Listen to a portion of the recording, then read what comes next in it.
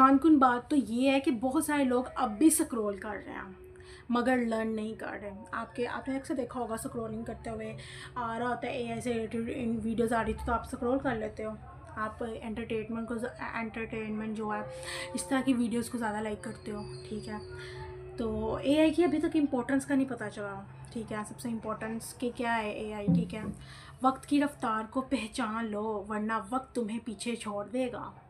दुनिया बदलने वालों में शामिल हो जाओ, दुनिया बदलने वालों में शामिल हो जाओ।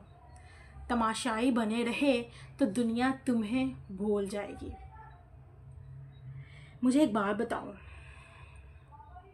अगर 15 साल पहले कोई कहता कि एक मोबाइल से बिज़नेस चलेगा, एक मोबाइल से बिज़नेस चलेगा, पैसे आएंगे, वीडियोस बनेंगी और पूरी दुनिया से रब्ता होगा, तो लोग हंसते थे।